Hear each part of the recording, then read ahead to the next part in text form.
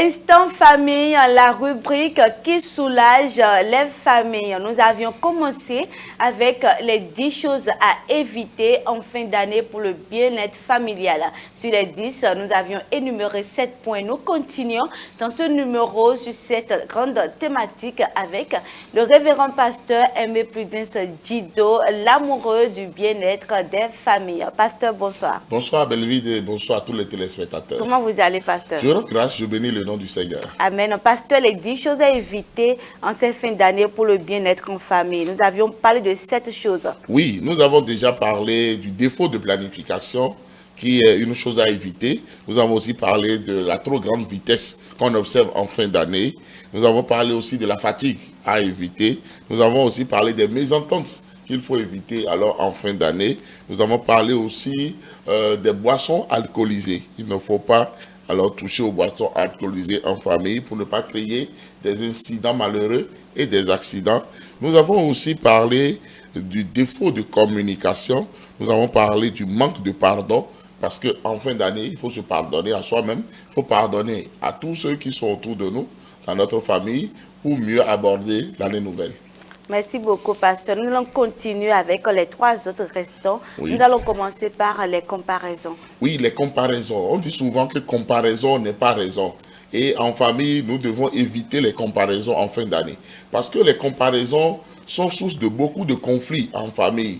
Parce qu'on regarde à tel, on regarde à tel autre, on regarde ses collègues, on regarde les voisins, on regarde les autres, et puis on veut faire comme les autres. On n'est pas comme les autres. Nous sommes différents. Autant nos visages sont différents, autant nos ADN sont différents. Même nos empreintes ne sont pas les mêmes. Alors, nous ne devons pas nous comparer à qui que ce soit pour perdre notre joie en fin d'année, pour perdre alors cette convivialité-là en famille. Rendons grâce simplement à Dieu pour tout ce que Dieu a fait pour nous. Parce que nous ne devons pas nous comparer à qui que ce soit. Voilà. Pasteur, c'est à force de faire des comparaisons qu'on rentre dans la folie des grandeurs. Voilà, lorsqu'on commence réellement par faire des comparaisons, on rentre dans la folie des grandeurs. Parce que là, on dépasse complètement ce qui est prévu. On va même déjà, on finit ce qui est prévu, on rentre maintenant dans ce qui n'est pas pour nous. Et finalement, ça n'aide pas. Parce que, alors on achète des choses dont on n'a même pas besoin. Et parce que les autres s'habillent en blisco, nous aussi on doit être habillés en blisco. Dans l'autre famille, pour les fêtes, on a tué un bœuf, donc nous aussi on doit tuer un bœuf. Non, ne faisons jamais les choses par jalousie ou bien par rivalité. Non.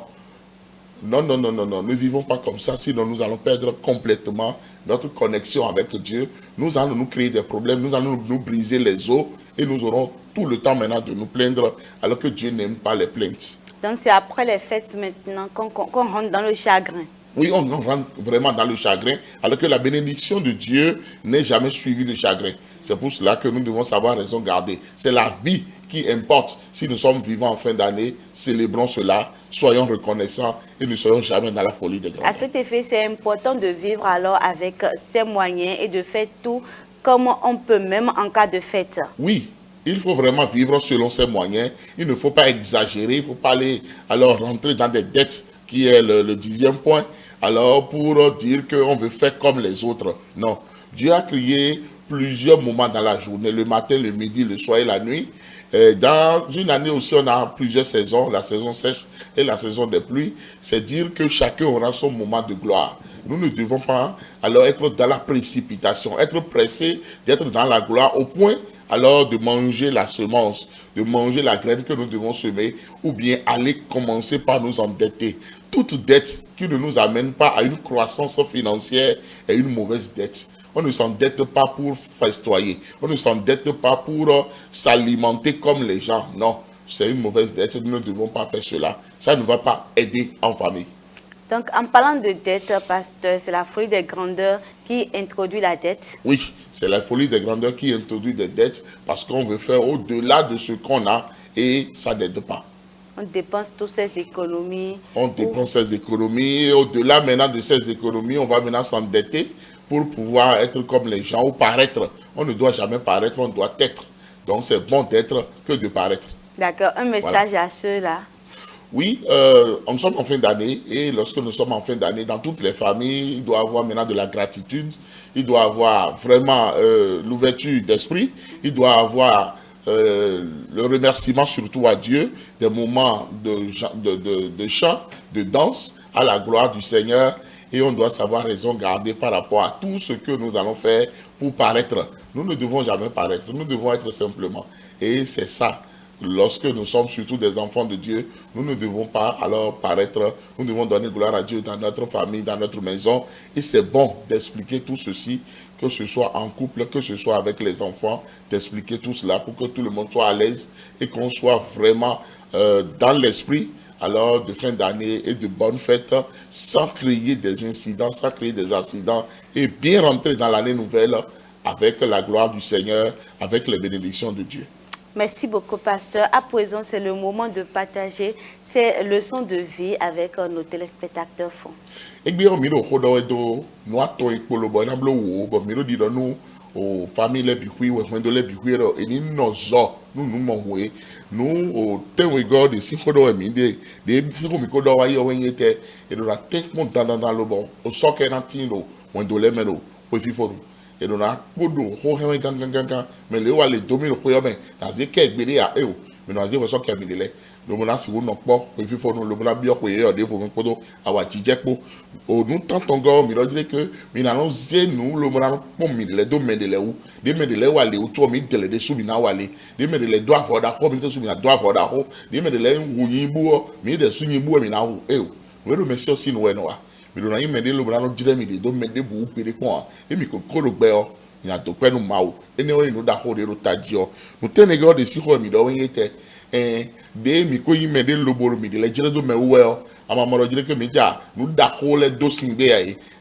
ye no je nu kun da ho doji bo nu e ma do na blo ne do tanu ne le pikwi me bo e wo ya o e no wuzu afi lo bro wuzu o fo sisa e no ko yo fo lo bro je rinji ba ho to le wa nu wo ko mi ro eni ma do ta ho de le me a ho de ma do na du a o eni ma du a ho ne le gbere pon no du a ho mo du na a ho de yin a ho da gbe yin a ho de no so lo bo akweno ja kwaji o asono ja soji lo bo wa ji yo ti yon e won ya a ho da gbe o amo mi na du a ho ne ho afo mi na du a ho lo ne ni bu mi na du a ho lo ne du ndagbele e o mi du nu fo mi na wa ja ho suji e na fe o won aklu ne no po ha mi.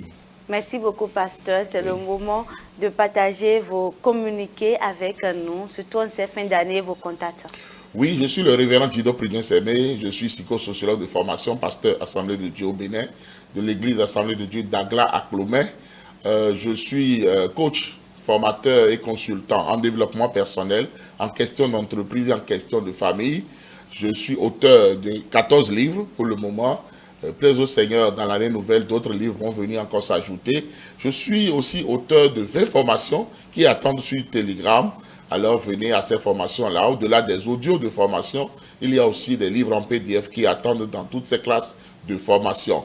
Et je vous invite à 2 événements en cette fin d'année. Le dimanche 29 décembre à 16 h, en présentiel sur l'église d'Agla à Clomé. J'invite tous les célibataires chrétiens.